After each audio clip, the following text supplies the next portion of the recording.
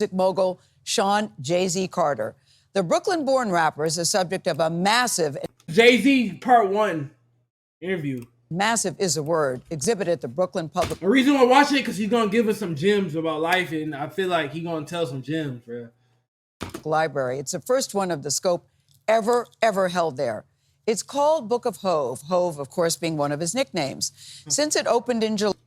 Let me react to this right quick, and I got you. This is my last video. I'm gonna do a me, then I'm gonna just do whatever y'all want to do. Hundreds of thousands of people have visited, and the library. KD and LeBron was talking shit to each other. Sure. Thank you. Now tuned into the greatest. Turn the music up in the headphones. The Book of Hove.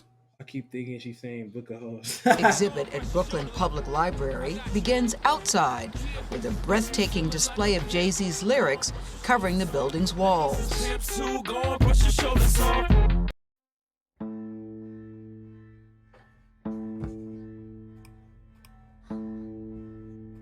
You grew up, what, a couple miles from here? Yeah. So you're very familiar with this building. Hey! Look how they can. Damn. I love That's that. right. I love that. So when you drive by, Jay, and you see words to your songs on the library. Yeah. That's fire. It's unbelievable. It's fascinating. I didn't think that it would be so grand. So grand? Yeah. Well, what did you think? It couldn't be a little exhibit. I really thought, I thought it was just like a little exhibit. Like, See y'all? Look at what chain he got on. And this nigga's a billionaire, bruh. Told you, bro. Be humble, bruh. I hate when people be so flashy and just because they got money, they could, like, look at him. He don't even look like a billionaire right here, bro. Be humble, bruh. Talk, man, I fuck with humble people. you know, to get like His fit is very humble. a room. Bro, young boy posted on Instagram. That's what I'm saying. And he got way more money than her. It's time to close. Bro, what she makes is probably like $1,000 to him. Be humble, bro. Like, that's what I'm learning about success too, bro. The humble ones always reach to the top. Michael Jackson, Tupac was humble. Drake is humble. He's humble. Like, bro, be humble. I got 99 problems, but ain't one hit me. Inside the installation created by Jay-Z's company, that would be Rock Nation, you'll find the scope of the rapper's body of work and origin stories, including this hand symbol.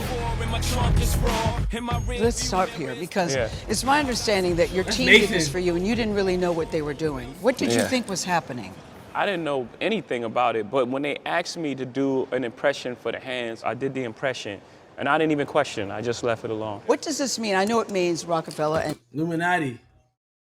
Yeah, bruh. See? Nate, you get what we saying, bruh. I don't get why rappers doing that much, bruh. That's money. Yeah, KD's cooking.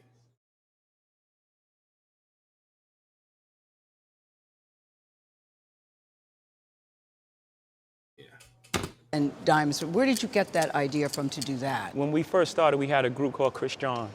When you sell 10 million, you go diamond. Diamonds, okay. Right? We believed in them so heavy. It was like, this group is gonna sell 10 million records. So we start putting the diamond up for Christian. That's how it all came about. And then we start playing with it, and then we start doing it at shows. Then the whole crowd started doing it and just stuck. Jay-Z's music career spans over 3 decades. His 13 studio albums are all highlighted here. We have to start with Reasonable Doubt because no record label wanted to do this. Rightfully so. I think I needed to grow into this album right here. And had I gone to a label, I don't think I would have been able to fully explore what was really happening. Really? Because I had the freedom. It's Illuminati, bruh. He's smart how he said it, though. Oh! That was tough. That was tough.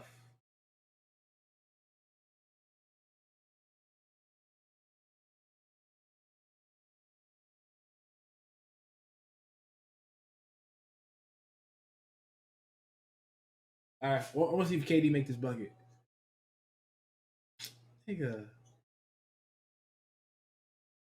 That's money. Independence to like really talk about like the real stuff that was happening in the streets and happening for me and my friends at the time. You know, record labels would probably say, yo, you need a big hit. You need this. Let's go get. When you look at these covers, are there stories that come to mind for you when you're looking at them? Yeah. So this album was the streets' favorite. Yeah. This album, I was trying to go into like the music. You gotta put a second game. Hell yeah. You're right, you're right. KD, get a bucket. Get a bucket, KD. Easy. Easy, bruh. Get a bucket, bruh.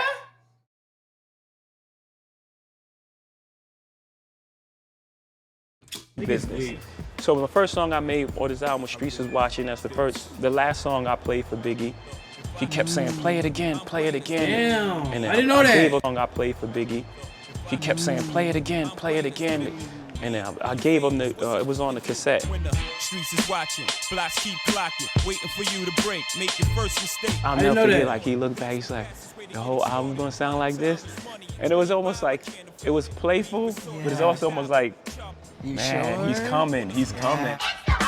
From standing on the corners, Jay-Z is gold though. This is the album that is the most important album because it was the album where I honed my craft as a songwriter and that balance of creating exactly what I want and just as a writer, a technical songmaker. Song-making skills with real stories is when it all came together on this album. I'm going to try not to do this too many times on the tour, but honestly, when I walked in this room and just take a look at all of the visuals of you up there, what does this mean to you? I mean, it's your face everywhere. I can't imagine. No, it's unbelievable. First of all, it's Brooklyn.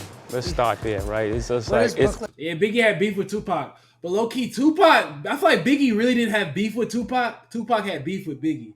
That's what I feel like. in Brooklyn. What does Brooklyn mean to you, Jay-Z? Yeah, that's everything. It's everything. Yeah, I'm out at Brooklyn. Now I'm down in Tribeca, right next to the Narrow. You know what else I think is so interesting? Number one, it's in the library. And since I made it here, I can make it anywhere. And it's free and accessible to everybody. Because people would pay to go see an exhibit like this. But your team decided they wanted it, in Brooklyn, they wanted it in a library so everybody could see it. Really important. And that, I love that. Baby. You gotta talk quiet in the library. Big pimpin', spinning cheese. This room I like in particular because one of the great lyrics I love that you did, right, I'm not a businessman, I'm a business, man. I'm not a businessman, I'm a businessman. I love that lyric. The way your play on words is it's genius. a space, thank you. It's one I'm proud of as well method. because it's really it's a simple phrase, but the space gives it meaning. Turn my vocal up some more. And the business-minded mogul has pursued everything, from fashion to football. Super Bowl goals. In 2022, the halftime show he helped produce made history, winning an Emmy for Outstanding Variety Special. That was a Super Bowl first.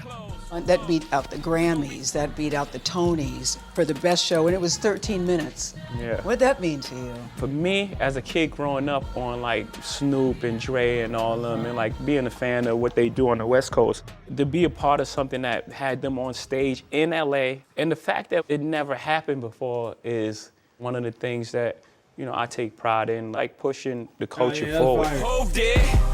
Please Lord forgive me for what the stove did. And he's using his platform to push for change in the justice system. In 2019, Jay-Z helped launch the Reform Alliance with a goal of transforming the country's approach to probation and parole.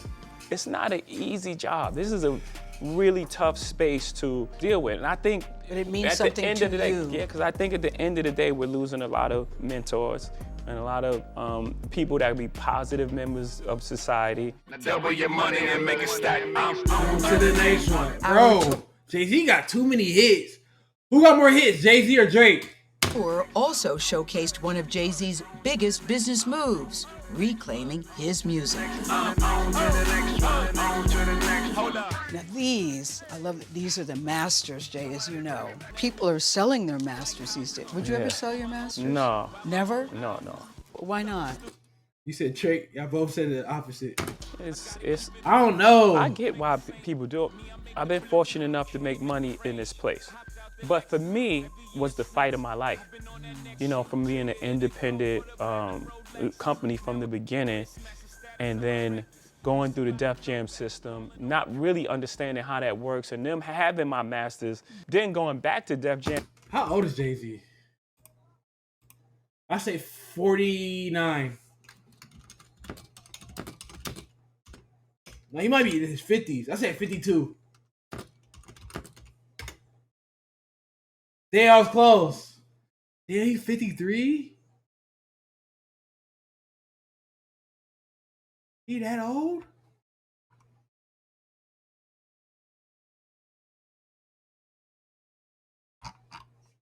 So when Tupac died, he was 24.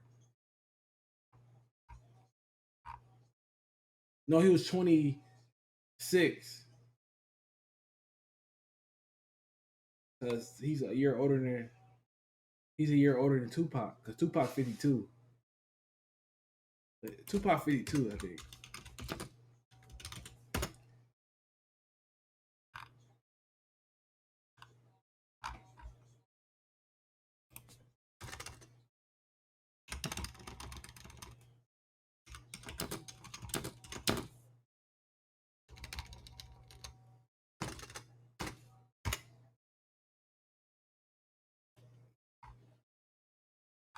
Tupac 52, I know he is. Well, he would have been 52. So he was 26 when Tupac died. Damn, let me do the math right quick, bro.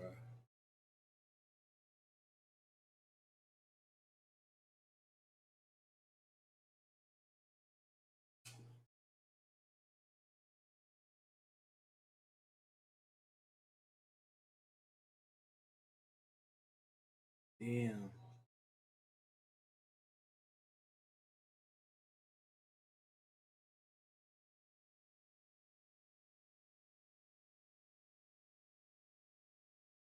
Damn. How old is Beyonce? Damn, 53? Oh, he's 11 years older than her. That's kind of crazy.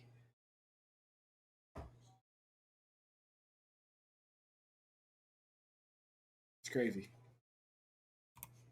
As the president, and then saying, okay, I'll do this job, and part of this job is my masters has to be revert back to me. Just, you know, it was At least he a billionaire at 53 though, that's good. You know, and if they decide to sell it, then it's up to them. My stake in Rock Nation should go to you. Leave a piece for your siblings to give to their children too. Titled is Stunning, sleek, powerful. It's got skills and it's a show. Champagne. Do say I like to see a nice. I'm fascinated by your process of normally not writing things down. How are you able to have that in your head? How do you keep track of all of that, I guess is what I want to know. I've lost a lot of songs that way. I've lost a lot of material, but it just came, it just came like just life. Life is, you know, I was every night writing in that notebook that my mom gave me. It had no lines on it. When I started getting outside, no lines is insane. Moving further away from my mother's house, and start running the streets. These ideas, they would come, and then I would run into a store, so I'm on the corner, and I would write it on a paper bag, and I put it in my pocket until I got home, then I would transfer it to a book. Yo, that's crazy, bruh. Ideas had no lines on it. When I started getting outside, you know, moving further away from my mother's house, and start running the streets, these ideas, they would come, and then I would run into a store, so I'm on the corner, and I would write it on a paper bag. And I put it in my pocket until I got home, then I would transfer it to a book. But then ideas come, more paper, and then I'm getting further and further away. I had to memorize ideas until I got back. Damn. You have a very unique way of moving, too. I'm feeling every little hi-hat, snare, etc., and the space in between. So sometimes I'll jerk like that because there's a space in between that I'm trying to feel.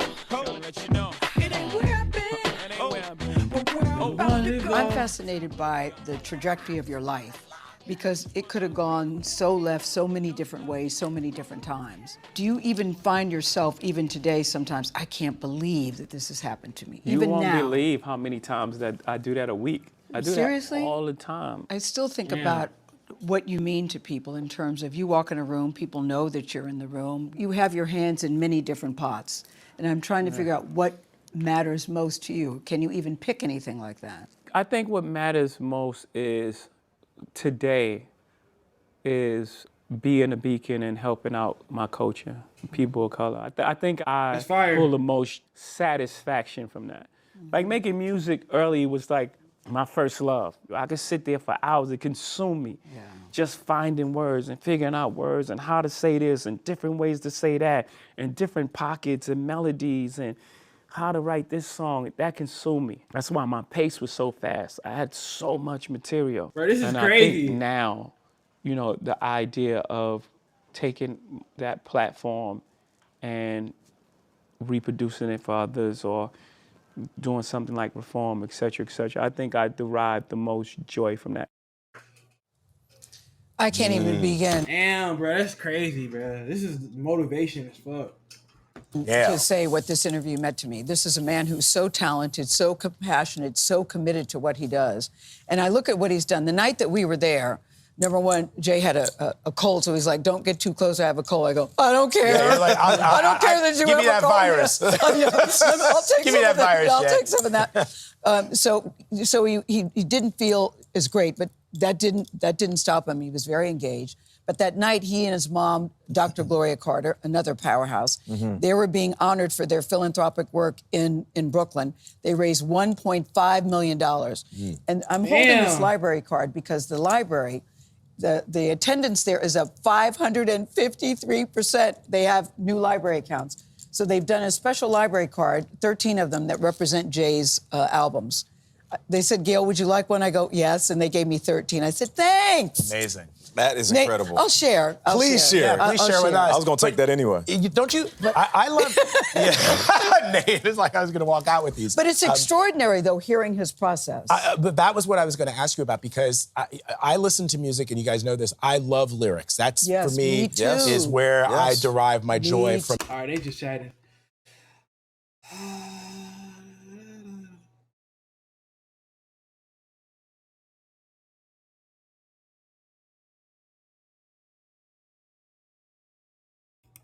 There's more? Oh, it's part 2. We have part 1 of our exclusive interview. We have... Oh, I didn't drop.